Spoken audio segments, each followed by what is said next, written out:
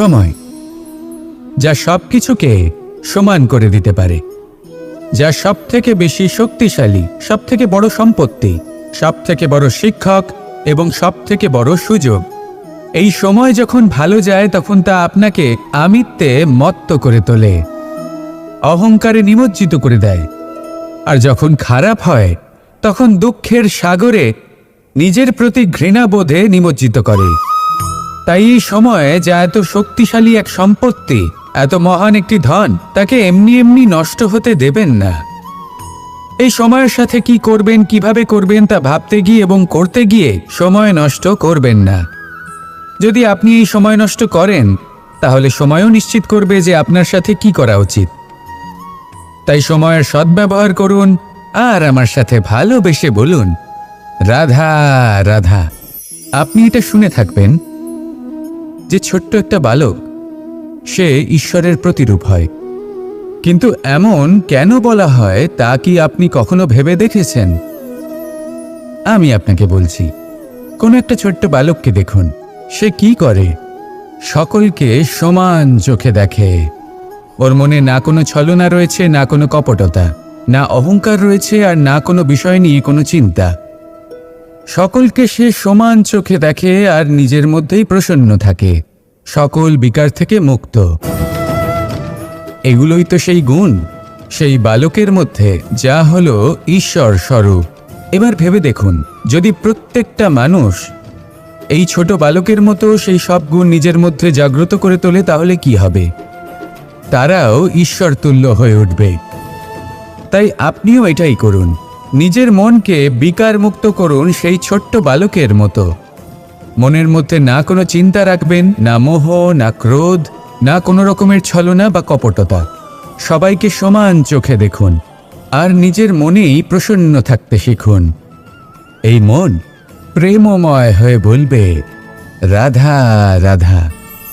জীবনে সাফল্য লাভ করতে হলে মানুষকে উচিত পথে চলতে হবে, কিন্তু তার থেকেও বেশি গুরুত্বপূর্ণ হলো এটা বোঝা যে সেই পথে চলতে চলতে কখন আমাদের দাঁড়াতে হবে আর কখন আমাদের চলতে হবে। এই শিক্ষা অত্যন্ত গুরুত্বপূর্ণ।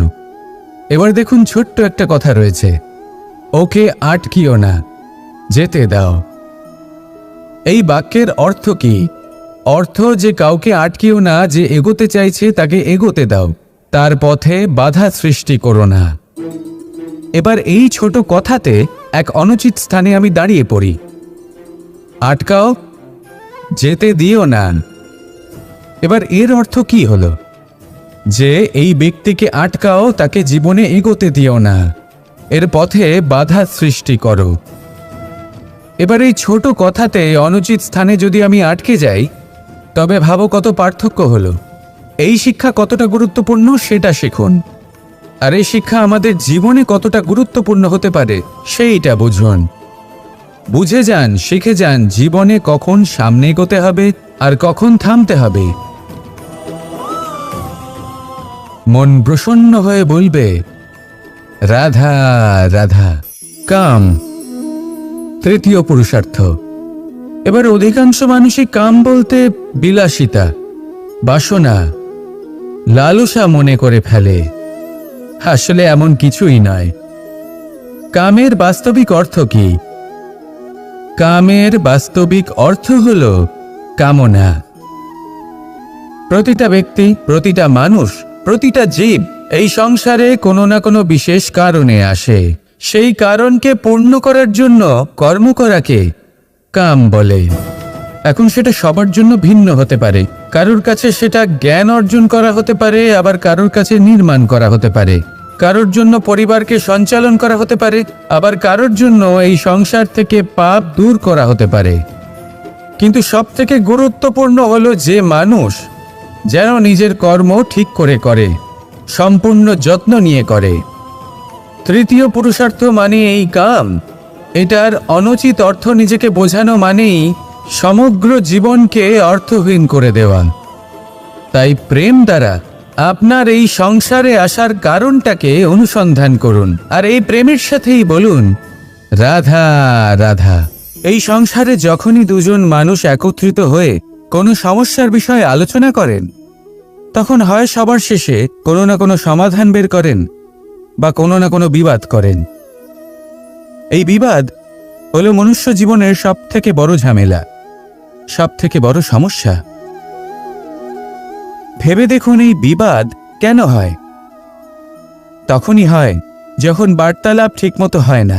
আর বার্তালাপ ঠিকমতো কেন হয় না? কারণ বেশিরভাগ সময় মানুষ একটাই ভুল করে বসে।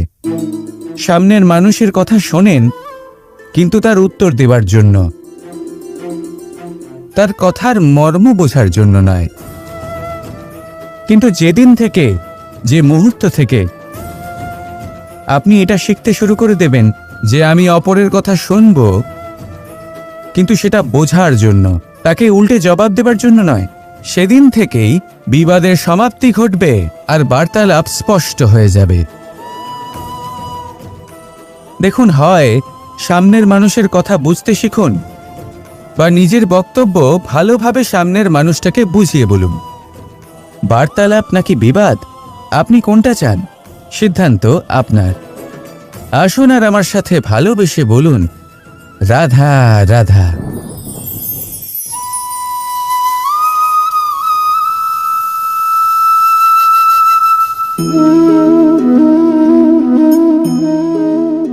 মোহনের বাঁশির এই সুর, এই সঙ্গীত কার না পছন্দ হয়?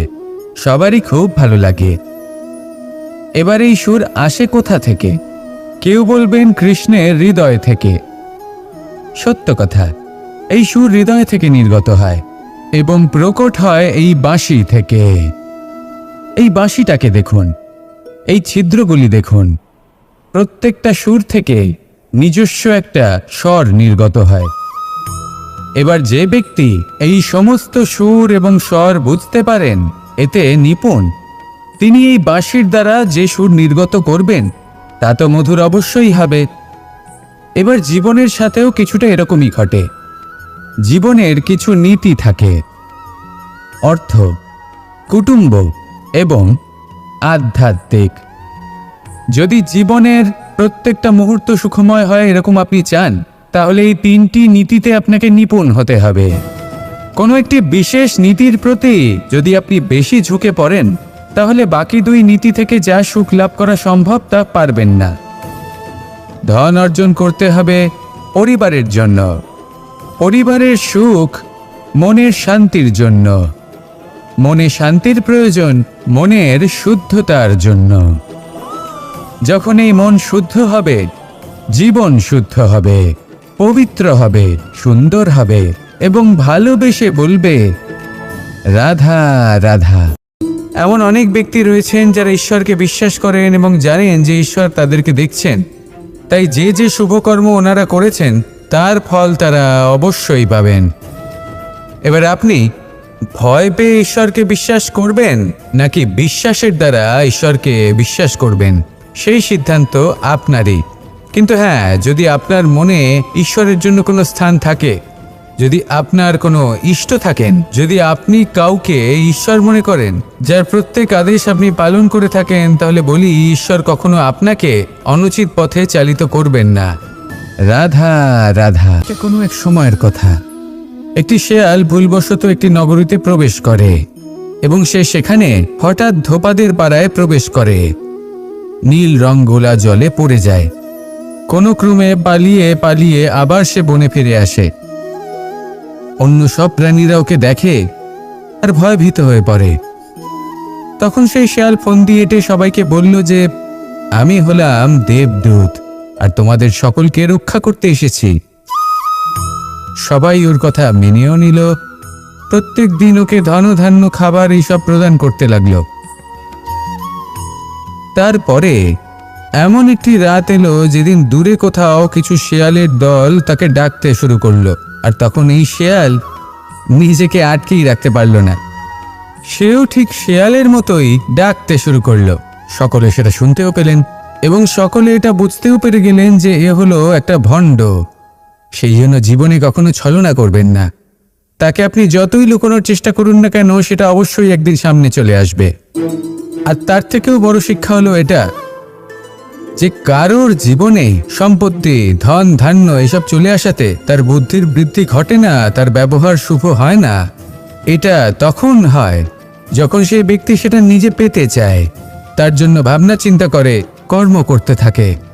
আর যখন একজন ব্যক্তি নিজের বুদ্ধি এবং ব্যবহার উন্নত এবং শ্রেষ্ঠ করে তুলতে পারেন, তখন তিনি নির্ধন হয়েও ধন অর্জন করতে পারেন। ঠিক পদ্মফুলের মতো। একটি পদ্মফুল কিন্তু জন্ম নেয় পাকের মধ্যে, তারপরেও এই পদ্মফুল দেবতাদের প্রসাধনের অঙ্গ হয়ে ওঠে। আসুন আর আমার সাথে ভালোবেসে বলুন, রাধা রাধা। সাফল্য। সংসারের প্রত্যেক মানুষ সফল হতে চান। একটু বুদ্বুদ্ধি আসার পরেই সেই সাফল্যের পেছনে ছুটতে থাকেন, আজীবন এই সাফল্যের পিছনে ছুটতে থাকেন। কিন্তু এই যে সাফল্য, তা অর্জন কি করে করতে হয়? ব্যবহার দ্বারা, ছলনা দ্বারা, বল দ্বারা, অর্থের দ্বারা? দুর্ভাগ্যবশত সাফল্য এভাবে লাভ করা যায় না। সাফল্য তখন লাভ করবেন যখন আপনি অসফলতা থেকে শিক্ষা লাভ করবেন। অসাফল্য থেকে শিক্ষা লাভ করা অত্যন্ত গুরুত্বপূর্ণ। করা ভুলের থেকে শেখা অত্যন্ত গুরুত্বপূর্ণ। যদি আপনি অসাফল্যকে ভয় পান, তার থেকে দূরে পালান, তাহলে জীবনে কখনোই এগোতে পারবেন না। অসফলতা আসেই আপনাকে এটা বোঝানোর জন্য যে সাফল্য কিভাবে অর্জন করা যেতে পারে। তাহলে অসফলতাকে স্বাগত জানান, তার থেকে শিখুন। নিশ্চিত রূপে সাফল্য আপনার কাছে আসবেই আসবে। আর এই মন তা সুপ্রসন্ন হয়ে বলবে, রাধা রাধা। আমরা আমাদের জীবনের লক্ষ্য প্রাপ্ত করার জন্য কি না করে থাকি। আমরা ভাবনা চিন্তা করে থাকি, কত জ্ঞান অর্জন করে থাকি, তারপরে আমরা পরিকল্পনা করি আর প্রচেষ্টা করি। এবার প্রথম চেষ্টাতেই সাফল্য লাভ করব সেটা নাও হতে পারে, বরং ইতিহাস সাক্ষী যে প্রথমবার প্রচেষ্টা করে সাফল্য লাভ করার সম্ভাবনা অত্যন্ত কম। আর যে কোনো সফল ব্যক্তিকে দেখুন, আপনি বুঝবেন সেই ব্যক্তি বারবার প্রচেষ্টা করে, চেষ্টা করা থামায় না, তবেই সেই ব্যক্তি একদিন সাফল্য লাভ করেন। সেই জন্য আপনিও প্রচেষ্টা করা কখনো বন্ধ করবেন না, করতেই থাকুন। যখন আপনি প্রথমবার প্রচেষ্টা করেন তখন আপনি একা থাকেন, কিন্তু যখন আপনি দ্বিতীয়বার প্রচেষ্টা করেন তখন আপনার সাথে কিছু বিগত প্রচেষ্টার অভিজ্ঞতা থাকে। চেষ্টা করতে থাকুন, সাফল্য আপনার কাছে আসতেই চলেছে। আসুন আমার সাথে ভালোবেসে বলুন, রাধা রাধা। আমাদের সকলের জীবনে একটা লক্ষ্য থাকে যেটা আমরা লাভ করতে চাই। ঠিক যেন একটা প্রতিস্পর্ধা বিদ্যমান যে কে সব থেকে আগে নিজের লক্ষ্যে পৌঁছতে পারবে। আর সেই জন্য আমরা সকলেই খুব তাড়াতাড়ি এগোতে চেষ্টা করি, বড় এবং দীর্ঘ পদক্ষেপ ফেলি, যাতে তাড়াতাড়ি নিজের লক্ষ্যে পৌঁছতে পারি। কিন্তু এক অত্যন্ত গুরুত্বপূর্ণ বিষয় আছে, সবসময় লক্ষ্য সামনে থাকবে না, কখনো কখনো তা খুঁজতে হয়। এই যাত্রা খুব কঠিন হতে পারে। আর ঠিক এই কারণেই সবসময় দ্রুত গতিতে চলা বা তাড়াতাড়ি পথে চলা সেটা আবশ্যক নয়। তার থেকেও বেশি গুরুত্বপূর্ণ হলো ভেবেচিন্তে তারপর পথ চলা। যদি ভেবেচিন্তে পদক্ষেপ ফেলেন, চলতে পারেন, তাহলে সেটাই সর্বশ্রেষ্ঠ পদক্ষেপ। কখন কোন দিকে যেতে হবে, কখন কোথায় দিক পাল্টানো যাবে না, কখন গতি বেশি রাখতে হবে, কখন কম, কখন থামবো, কখন চলবো, এই সব কিছুর বিষয়ে জ্ঞান অত্যন্ত গুরুত্বপূর্ণ এবং ভেবে চিন্তে চলতেই হবে। সেই জন্য শুধু তীব্র গতিতে সামনে এগোলে চলবে না, ভাবনা চিন্তা করে এগোতে হবে। আসুন আমার সাথে ভালোবেসে বলুন, রাধা রাধা।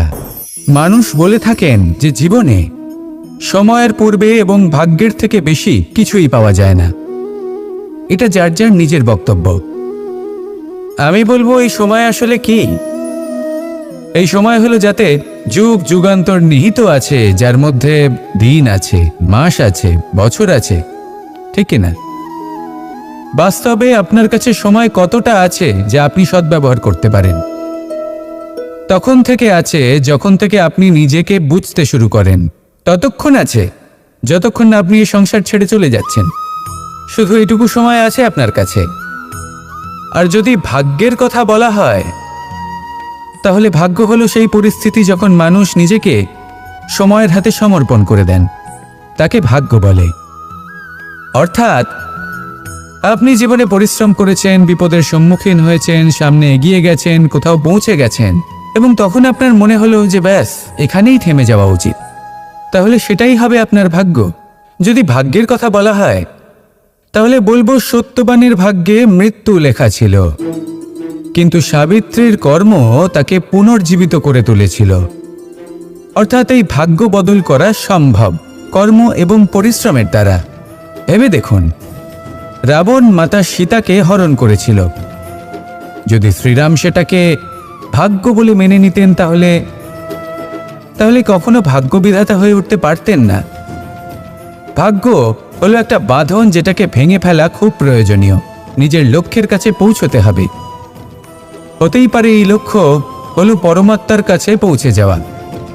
আপনি যদি পরমাত্মার কাছে পৌঁছতে নাও পারেন, তাও সেই পথে কিছুটা অগ্রসর হতে পারছেন, তাই না? তাহলে ভাগ্যের এই বাঁধন ভেঙে ফেলুন, নিজের কর্মের দ্বারা নিজের প্রারব্ধ গড়ে তুলুন এবং আমার সাথে ভালোবেসে বলুন, রাধা রাধা, রাধা রাধা। আমরা সকলে শক্তি অনুভব করতে চাই।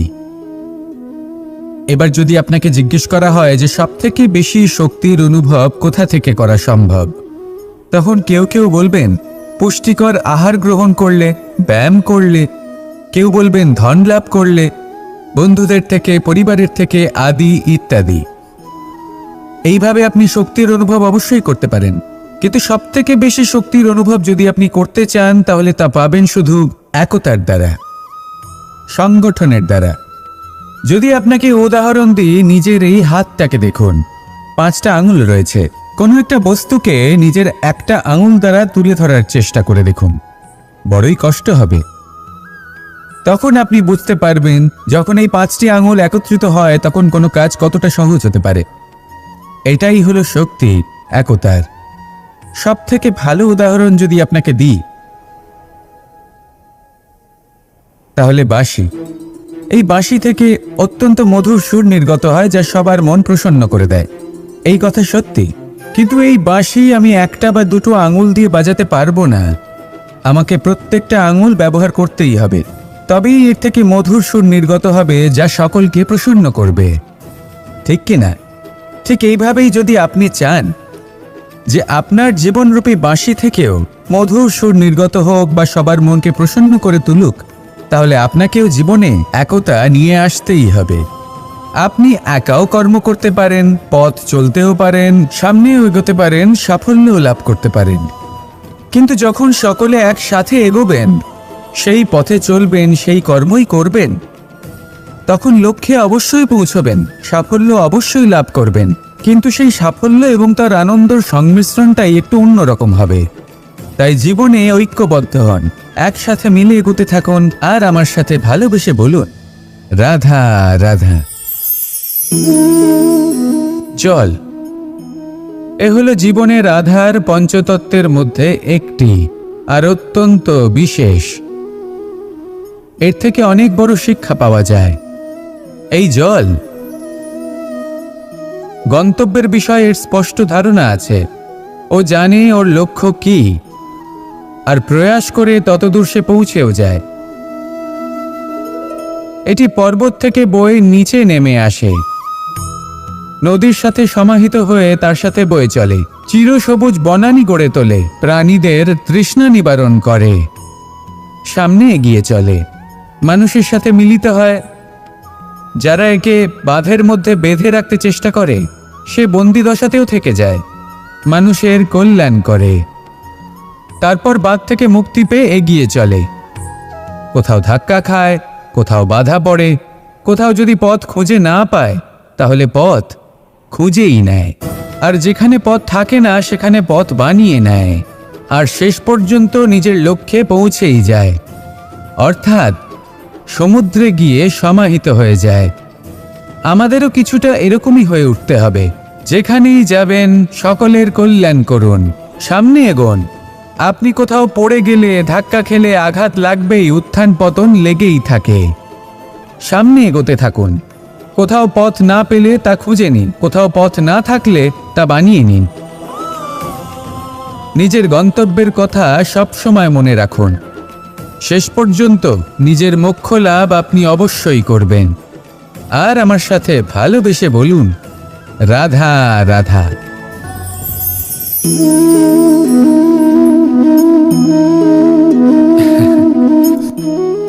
ঘুমের মধ্যে আমরা বিভিন্ন ধরনের স্বপ্ন দেখি, কিছু সুখের, কিছু দুঃখের, কিছু অত্যন্ত ভয়ানক। কিন্তু সত্যি কথা বলতে এর উপর আমাদের কোনো নিয়ন্ত্রণ নেই। কিন্তু আমি এমনও কিছু ব্যক্তিকে দেখেছি যারা খোলা চোখে স্বপ্ন দেখেন এবং তা যাপন করেন। নিজেদের একটা আলাদা স্বপ্নের নগরী আছে ওনাদের, সেখানেই জীবনযাপন করেন। আসল বাস্তবটা কি তাতে ওনাদের কিছুই যায় আসে না। এমন কিছু মানুষ আছেন যাদের কাছে বিন্দুমাত্র জ্ঞান নেই, সে না হয় ঠিক আছে, কিন্তু জ্ঞান এমনভাবে প্রদান করবেন যে মনে হবে সংসারের সমস্ত জ্ঞান তাদের কাছেই রয়েছে। এমন কিছু মানুষ আছেন যারা ভালোবাসতে জানেন না, আর তাও আমি মেনে নিলাম। কিন্তু কথা এমনভাবে বলবেন তাতে মনে হবে যেন প্রেমের বিষয়ে সবকিছু শুধুমাত্র ইনিই জানেন। এবার আমি এমন কথা অবশ্যই বলছি না যে আপনি এরকম করেন, কিন্তু যদি কোনো ব্যক্তি এরকম করেন তাহলে তার এটা মাথায় রাখা উচিত যে সেই ব্যক্তি অন্য কারোর সাথে নয়, নিজের সাথে অনুচিত করছেন। কারণ এমন কাজ করে উনি নিজের দোষ, নিজের অপগুণ সংসারের কাছে নয়, নিজের কাছে লুকোচ্ছেন। আপনি যদি নিজেকে বুঝতে না পারেন, সম্পূর্ণরূপে নিজেকে আকলন না করেন, নিজের অপগুণ, নিজের দোষ পূর্ণরূপে না বুঝতে পারেন, তাহলে এটা কি করে বুঝবেন যে নিজেকে কিভাবে শুধরে নিতে হবে? আপনাকে নিজের সত্য স্বীকার করতেই হবে, তারপরেই আপনি নিজেকে পরিবর্তন করতে পারবেন। তাহলে স্বপ্নে নয়, বাস্তবে বাঁচুন, আনন্দে বাঁচুন, আর আমার সাথে ভালোবেসে বলুন, রাধা রাধা। যতক্ষণ আমরা এই সংসারে জীবিত ততক্ষণ আমাদের সাথে সবকিছু থাকে। আমাদের ধন, সুখ স্বাচ্ছন্দ্য, আমাদের মিত্রগণ, আমাদের পরিবার, এই সমাজ, এই সব কিছু আমাদের সাথে থাকে। যেদিন আমরা এই সংসারকে ত্যাগ করব, এদের মধ্যে কেউ আমাদের সাথে যাবে না, না ধন, না স্বাচ্ছন্দ্য, না সম্পত্তি।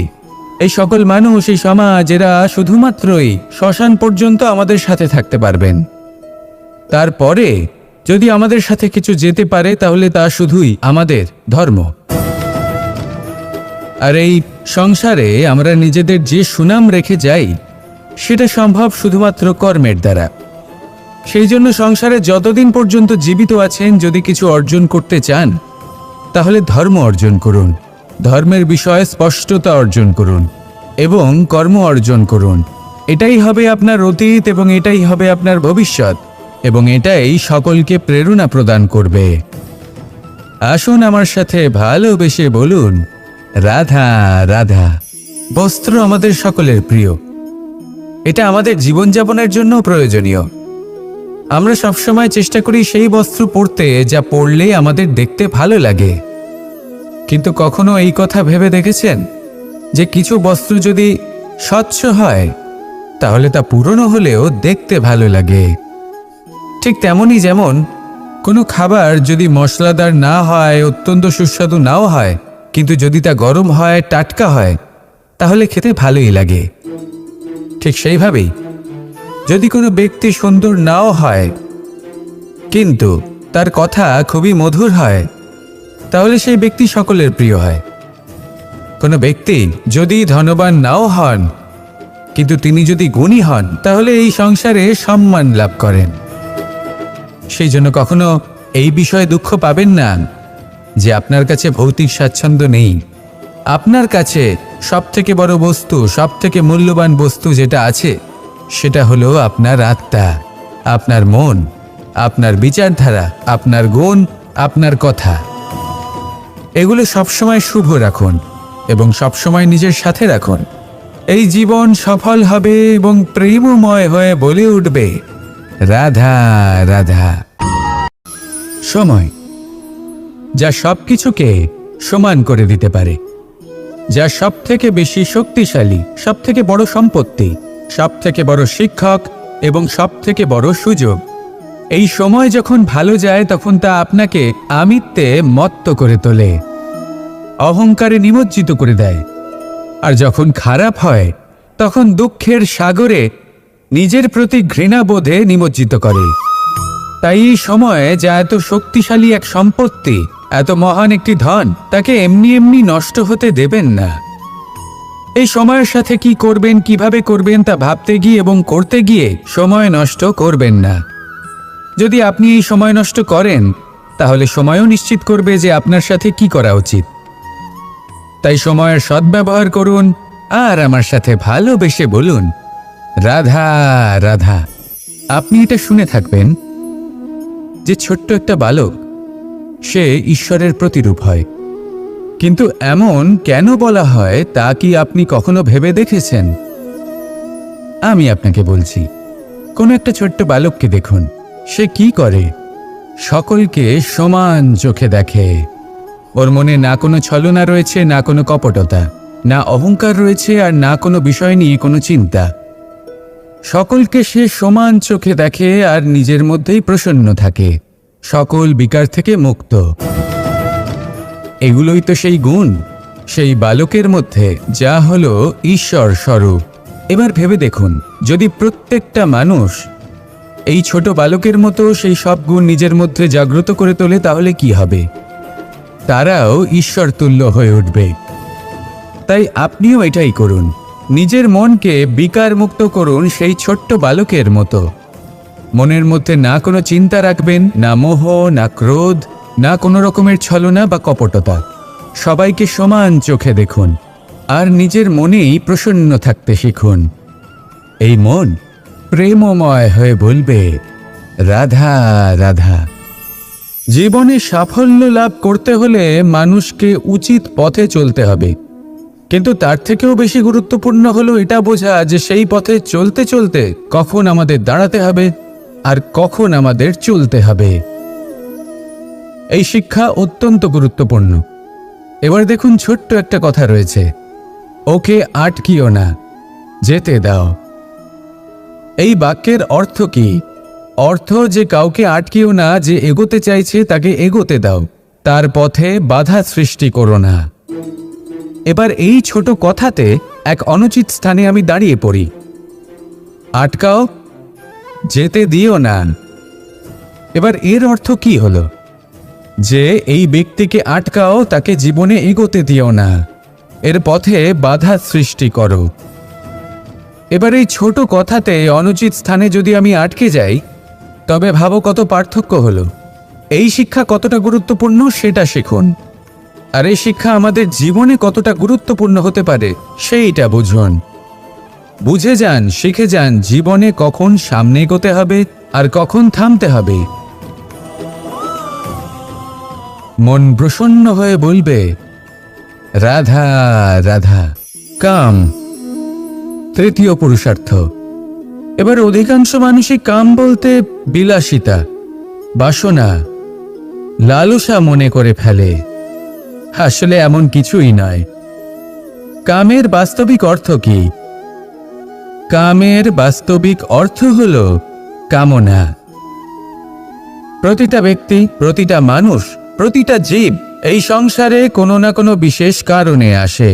সেই কারণকে পূর্ণ করার জন্য কর্ম করাকে কাম বলে। এখন সেটা সবার জন্য ভিন্ন হতে পারে। কারোর কাছে সেটা জ্ঞান অর্জন করা হতে পারে, আবার কারোর কাছে নির্মাণ করা হতে পারে। কারোর জন্য পরিবারকে সঞ্চালন করা হতে পারে, আবার কারোর জন্য এই সংসার থেকে পাপ দূর করা হতে পারে। কিন্তু সবথেকে গুরুত্বপূর্ণ হলো যে মানুষ যেন নিজের কর্ম ঠিক করে করে, সম্পূর্ণ যত্ন নিয়ে করে। তৃতীয় পুরুষার্থ মানে এই কাম। এটার অনুচিত অর্থ নিজেকে বোঝানো মানেই সমগ্র জীবনকে অর্থহীন করে দেওয়া। তাই প্রেম দ্বারা আপনার এই সংসারে আসার কারণটাকে অনুসন্ধান করুন, আর এই প্রেমের সাথেই বলুন, রাধা রাধা। এই সংসারে যখনই দুজন মানুষ একত্রিত হয়ে কোনো সমস্যার বিষয়ে আলোচনা করেন, তখন হয় সবার শেষে কোনো না কোনো সমাধান বের করেন বা কোনো না কোনো বিবাদ করেন। এই বিবাদ হলো মনুষ্য জীবনের সব থেকে বড় ঝামেলা, সব থেকে বড় সমস্যা। ভেবে দেখুন এই বিবাদ কেন হয়? তখনই হয় যখন বার্তালাপ ঠিকমতো হয় না। আর বার্তালাপ ঠিকমতো কেন হয় না? কারণ বেশিরভাগ সময় মানুষ একটাই ভুল করে বসে। সামনের মানুষের কথা শোনেন, কিন্তু তার উত্তর দেবার জন্য, তার কথার মর্ম বোঝার জন্য নয়। কিন্তু যেদিন থেকে, যে মুহূর্ত থেকে আপনি এটা শিখতে শুরু করে দেবেন যে আমি অপরের কথা শুনব, কিন্তু সেটা বোঝার জন্য, তাকে উল্টে জবাব দেবার জন্য নয়, সেদিন থেকেই বিবাদের সমাপ্তি ঘটবে আর বার্তালাপ স্পষ্ট হয়ে যাবে। দেখুন, হয় সামনের মানুষের কথা বুঝতে শিখুন, বা নিজের বক্তব্য ভালোভাবে সামনের মানুষটাকে বুঝিয়ে বলুন। বার্তালাপ নাকি বিবাদ, আপনি কোনটা চান? সিদ্ধান্ত আপনার। আসুন আর আমার সাথে ভালোবেসে বলুন, রাধা রাধা।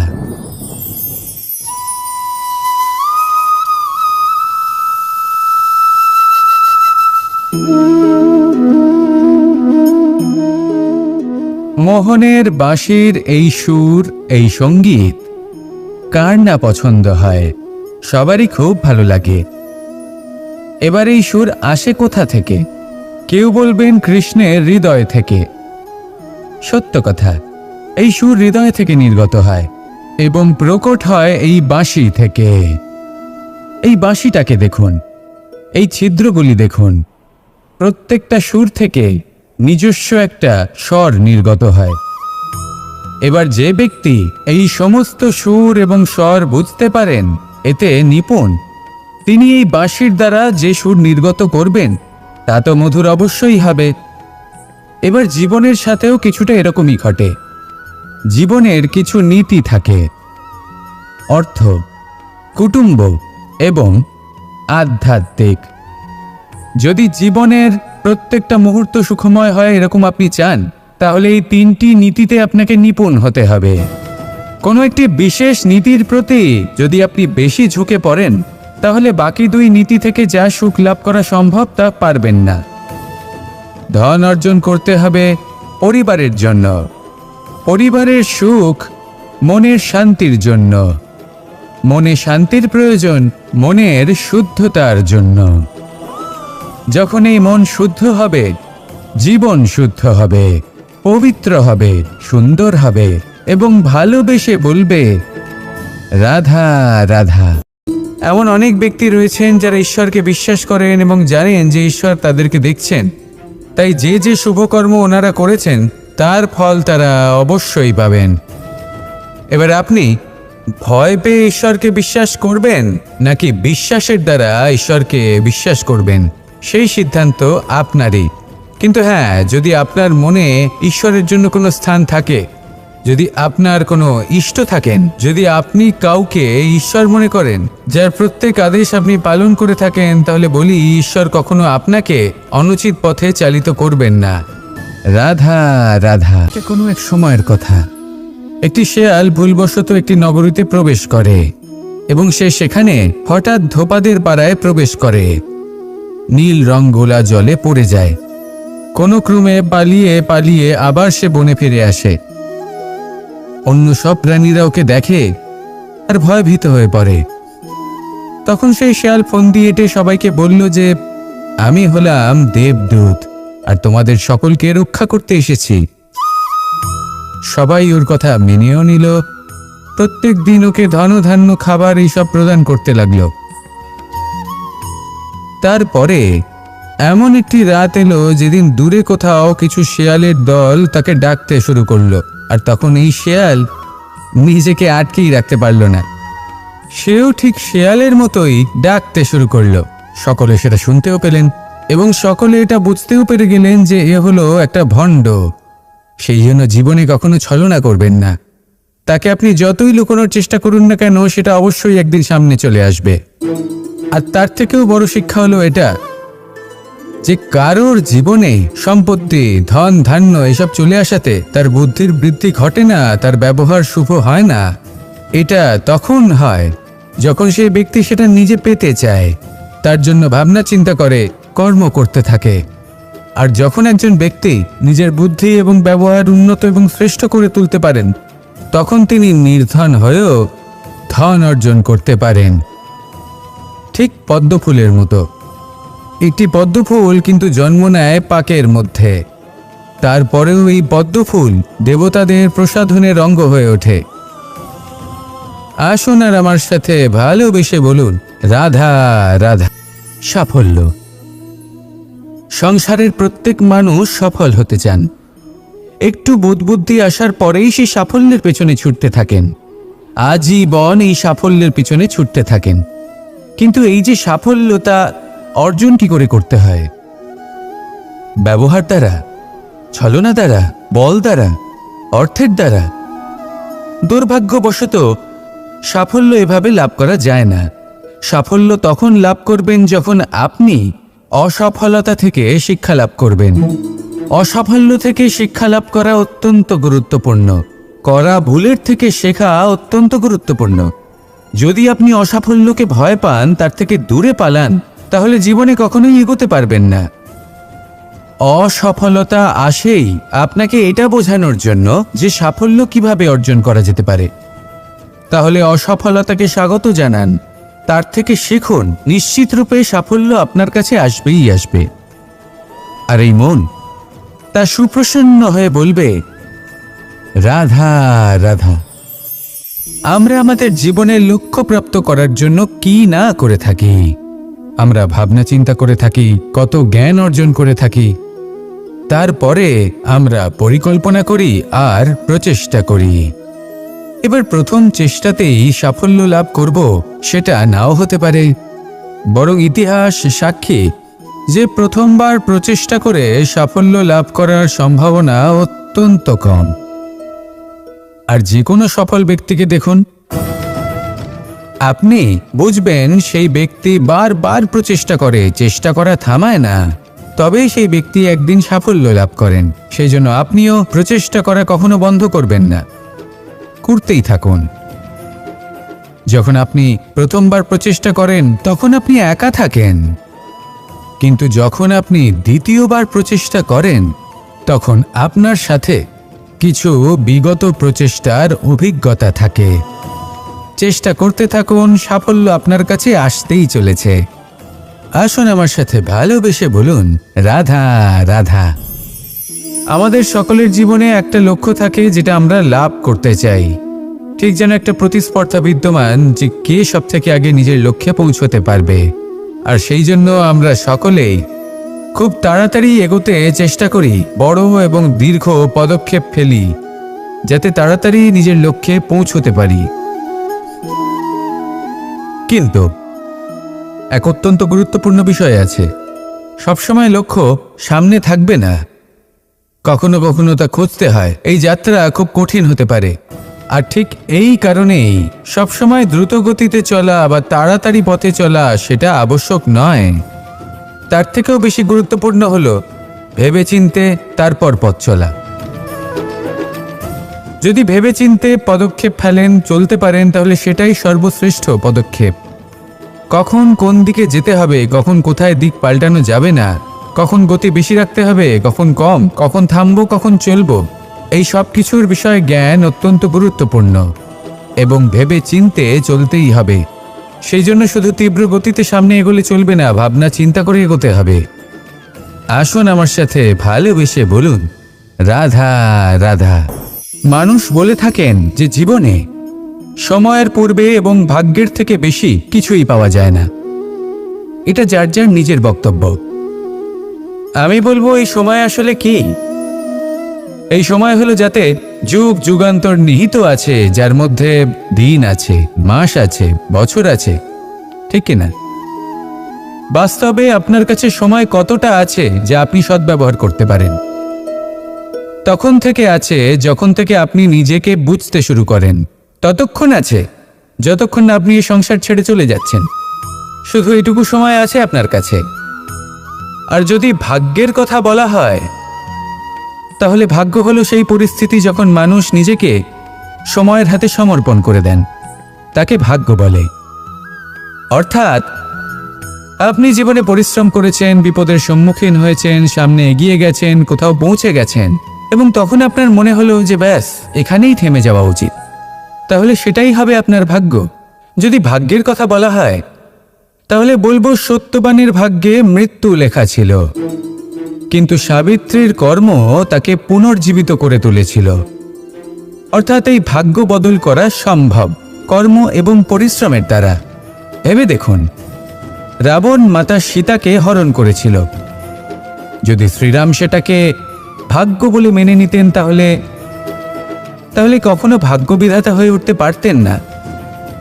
ভাগ্য হলো একটা বাঁধন যেটাকে ভেঙে ফেলা খুব প্রয়োজনীয়। নিজের লক্ষ্যের কাছে পৌঁছতে হবে। হতেই পারে এই লক্ষ্য হলো পরমাত্মার কাছে পৌঁছে যাওয়া।